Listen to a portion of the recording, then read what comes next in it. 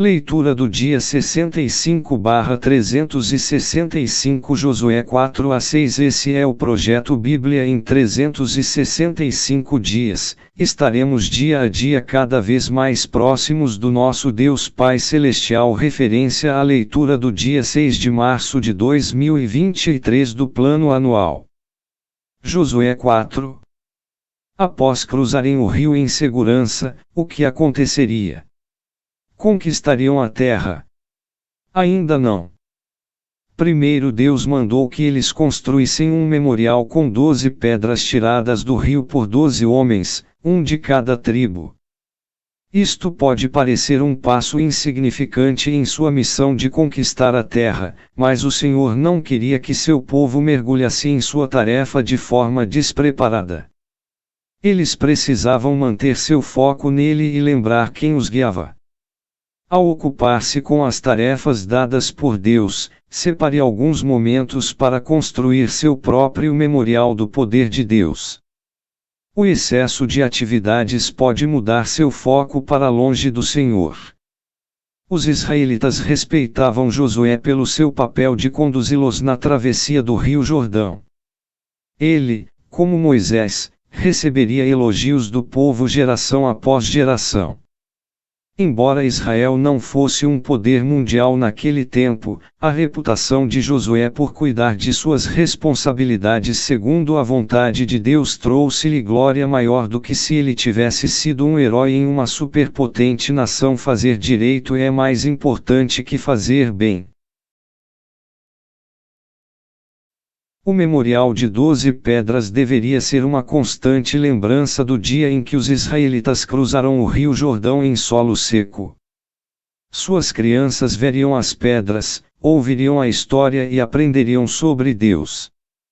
Você possui tradições, datas especiais ou lugares específicos para ajudar seus filhos a aprender sobre o trabalho de Deus em sua vida.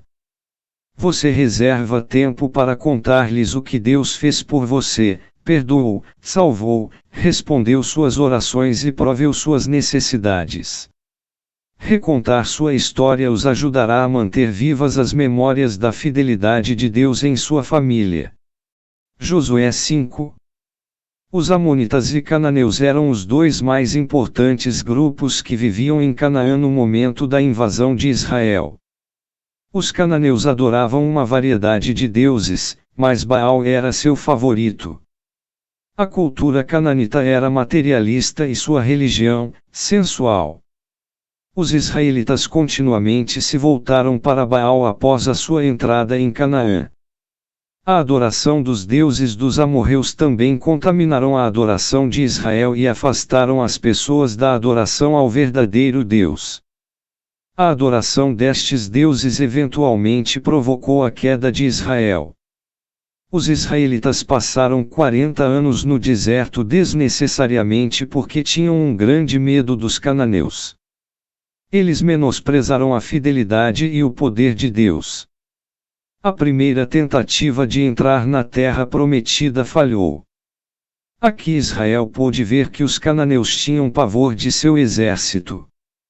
Os cananeus ouviram falar das grandes vitórias que o Senhor concederá aos israelitas, e tinham esperança de que o rio Jordão retardasse a entrada deles ou os desencorajasse a entrar em Canaã. Mas a notícia de que os israelitas cruzaram o Jordão em solo seco colocou por terra qualquer esperança que os cananeus possuíssem. Não menospreze a Deus. Se formos fiéis ao Senhor, Ele fará com que a grande oposição desapareça. Deus pode mudar as atitudes daqueles que se opõem a Ele.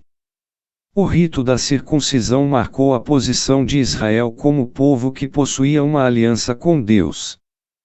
Quando o Senhor fez o pacto original com Abraão, exigiu que cada macho fosse circuncidado como sinal de desligamento da velha vida e o início de uma nova existência com Deus.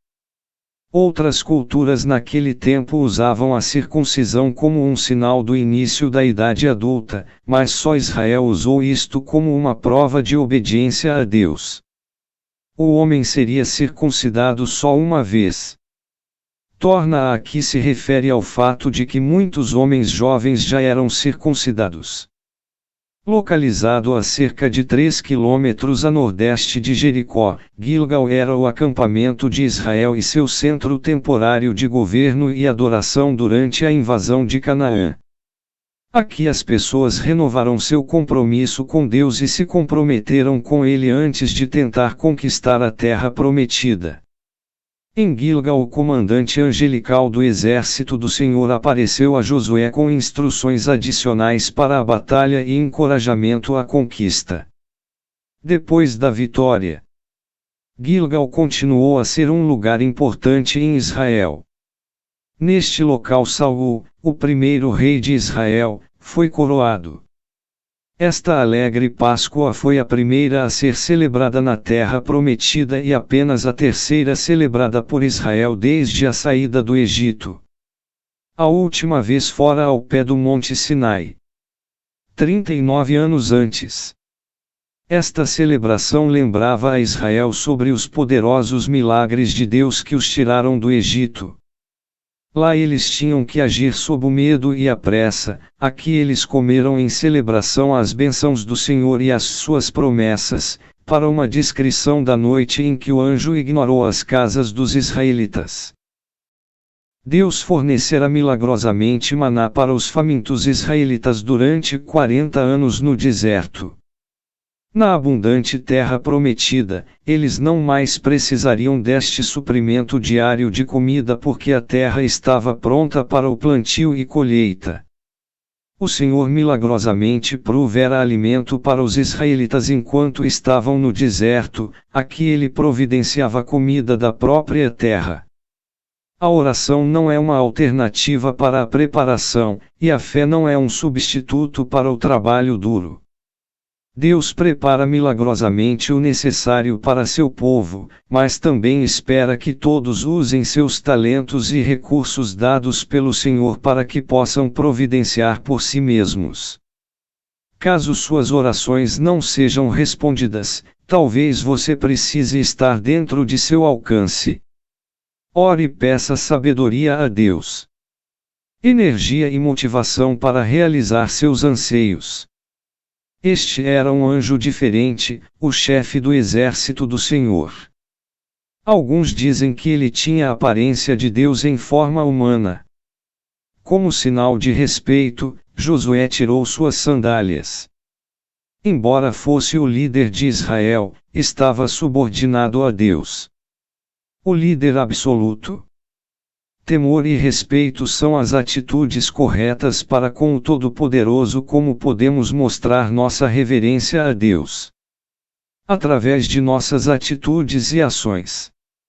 Devemos reconhecer o poder, a autoridade e o amor profundo do Senhor, e nossas ações precisam ser exemplo de nossas atitudes para com as pessoas.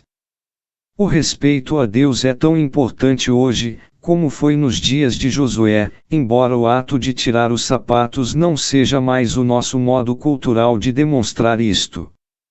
Josué 6. Jericó, construída milhares de anos antes do nascimento de Josué, era uma das mais antigas cidades do mundo. Em alguns lugares, ela possuía muros com 7,5 metros de altura e 6 metros de espessura. Os soldados que montavam guarda em cima dos muros podiam ser vistos a quilômetros de distância. Jericó era um símbolo de poder e força militar. Os cananeus a consideravam invencível. Israel atacaria esta cidade primeiro, e sua destruição faria com que todos em Canaã tivessem medo de Israel.